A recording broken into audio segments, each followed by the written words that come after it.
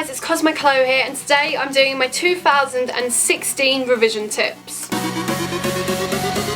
We are all so aware of how hard it is to revise and to study and how stressful it is when an exam is coming up. So these are my top tips for revision for 2016 that you must know. So tip number 1 is know how to use your time, meaning know when to revise for what, how to dedicate your time to certain subjects, and how much time to dedicate for subjects. And the way to do that is to make a revision timetable, and the way to do that is really simple. You can do this by hand or you can do this on the computer. I did mine on the computer. So I like to get a calendar of the month that my exam's in and jot down when all my exams are. Once I've done that, I can see how long it is to all my exams, so I can figure out how long I have to revise, when I should dedicate my time to revising. And I literally just allocate when I want to revise for certain subjects, when I think it's best to revise for certain subjects. So for example, when I went into school, some days I'd be doing psychology all day in lesson, so I'd just use that day to revise for psychology, whereas other days I might have history that day, so I'd use that day to revise for history. This is a really good way of keeping track of when your exams are and making sure you're fully prepared for them so they don't just come out of the blue.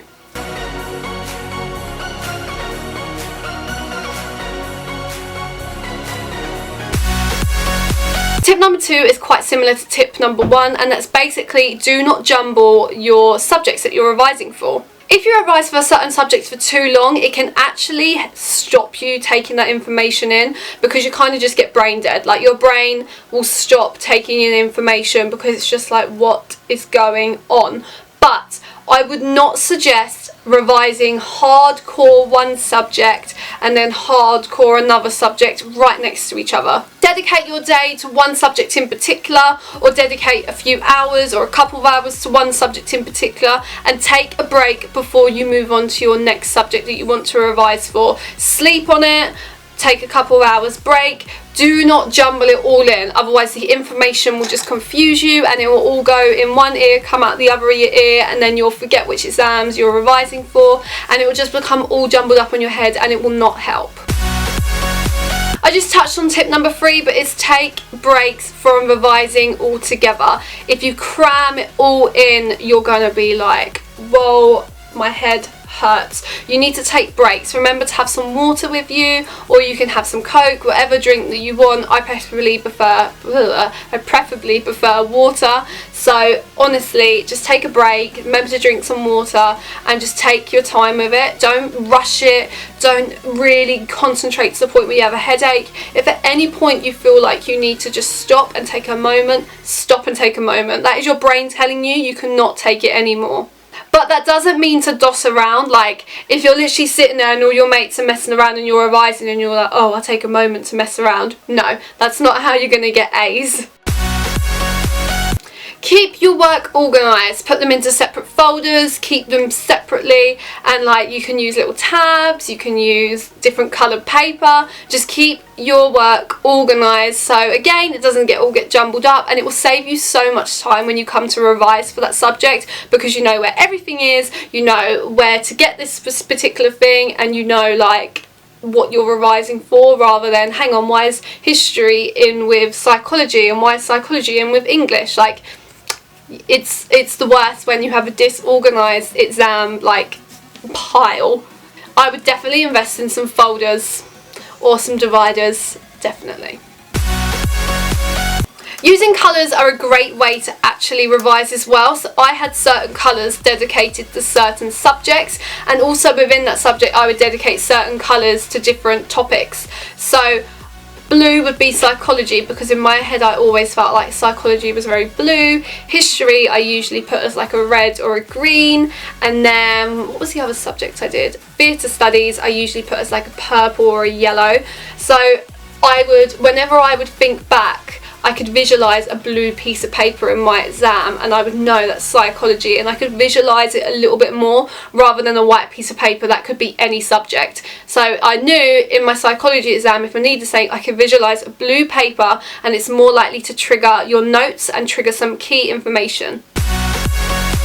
Now on to ways to actually help you study. This tip was my favourite thing to do. So through a textbook that was dedicated to that subject or that exam, I would go through and read it all, and the second I came across an important information, I would write it down. I would just write it down, and I'd put like a little subtitle, and I write it down, and then I go across, and then I just keep writing down any important bits of information, because you can't memorise this whole textbook. So you want to take out the words that are irrelevant. You want to take out you want to make a really long paragraph into a couple of sentences long, just to compact it, but those words that you read and you write down will trigger in your head. So if you memorise this sentence, and then when you go into your exam, you'll remember the whole thing. So you'll remember this sentence, but you'll remember the whole concept of the sentence, the whole thing you're talking about. It will come to you like that. But if you're trying to actually memorise the paragraph, it isn't going to work. So you want to take this information, write it down in like note form,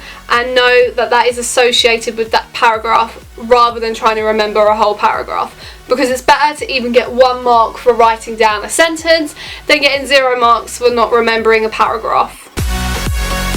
Once I've done that, I then actually go through my notes and highlight my notes, and that may sound crazy, but when you actually highlight your notes, again, you're picking out key information that stands out. So when I'm in my exam and I visualise back, I can visualise my piece of paper, visualise my notes, and then certain words I will visualise being highlighted. So I know they're key words and key facts or informations that I know that I need to include into my exam or my question, my answer, and I'm almost guaranteed to remember that. Like, I 99.9% of the time remembered my keywords once they were highlighted. This is one that I didn't use that much, but I did try to use, was flashcards. So I would on one side write down a word, and on the back write down what it meant. Or I'd write down a question, and on the back write down the answer, or just certain little things. So you need to know certain words or phrases, or just certain key informations, because some exams have like mix and match, or what does this mean? So I used to do that for the smaller things rather than the whole kind of exam questions, and that did help me. I really did think it did help me, but then again, I felt like I could have achieved the same thing just writing it down in my notepad. But some people do learn by flashcards more, and they do learn by actually testing themselves. With your notes and your flashcards and your highlighting, it's actually really good to teach others and test others and get others to test you, because you're more likely to remember someone explaining it to you rather than remembering it how you explained it, if that makes any sense. So when it's in your own words, you're more likely to remember it, but when someone's explaining it to you, you can visualise their voice and visualise the way that they said it, so it stands out a bit more to them how you would explain it, so you're more likely to remember that. So teaching each other is a really good idea, because it also questions you. So while you're teaching someone, you're actually revising yourself, because you're saying it out loud. So you are doing again another study technique, because you just wrote it down, you just compact it, you've highlighted it, you've made flashcards, and now you're saying it out loud. So it's another way of repeating yourself and remembering it. Biggest tip throughout this whole thing is to do exam papers. I promise you this will help you so much, simply because when you do an exam paper, you can see the types of questions they ask and the way they word questions, and even if you're not guaranteed to get that question asked again in your paper, sometimes they ask the same question again but worded differently, or they ask you a different question but that aspect of that question is included, so your answer to that would be included in your answer to this, if that makes any sense. And exam papers are so good because it gets you to understand what the examiner's looking for, what the person who is marking your paper wants you to write down, what keywords they're looking for, and it also gets you into the habit of writing it down as an exam rather than remembering your notes. And it was my favourite thing to do. I absolutely adored doing exam papers because that was the one thing that tested my knowledge and really made me take in my information. And you can do it with the answer sheet next to you or without the answer sheet. I used to like doing it without the answer sheet, and then sometimes with the answer sheet just to write down exactly what was needed. But literally just keep doing exam papers. I promise you it's the best revision technique, and loads of people hate doing exam papers, but I promise you it's the best thing to help you revise.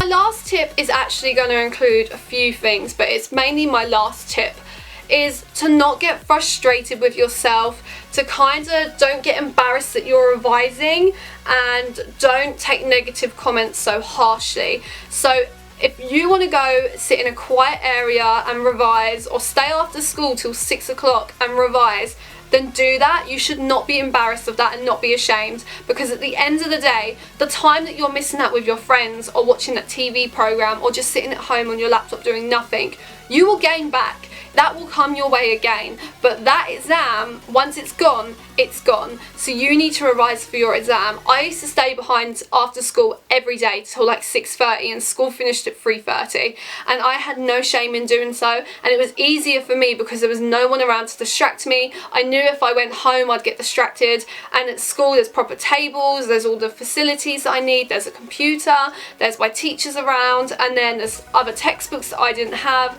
and it was the best thing to do, staying behind after school, and I didn't get ashamed or embarrassed. I always revised in a quiet area, so even during school time, if everyone was revising together but really they were just messing around and talking, I took myself out of that situation and sat in a classroom on my own and revised, because that is what helped me.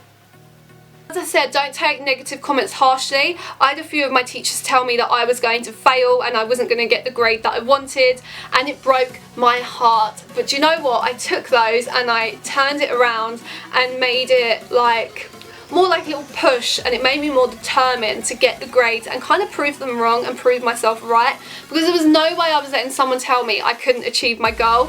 So I always just kept pushing myself and pushing myself whenever someone said something like, I don't think you're going to get that grade. And do you know what? I proved all of my teachers wrong. Some of them were right and they knew I was going to do really well, or some of them knew that, yeah, that was what they expected from me. But there was a couple of subjects and a couple of teachers that said that I wasn't going to get that grade, and I did. And I've never been so proud in my whole entire life when I opened that exam and I thought, I know the answers to these questions. And then at the end, a few months later, when I got my results and I've gone, I knew I was going to do well, and there it is on paper. But those are my top tips for revision for 2016. I really hope you enjoyed it. Please give it a thumbs up if you did, and subscribe, because I'm always doing more videos, and leave a comment below what your best revision tip is. Thanks for watching!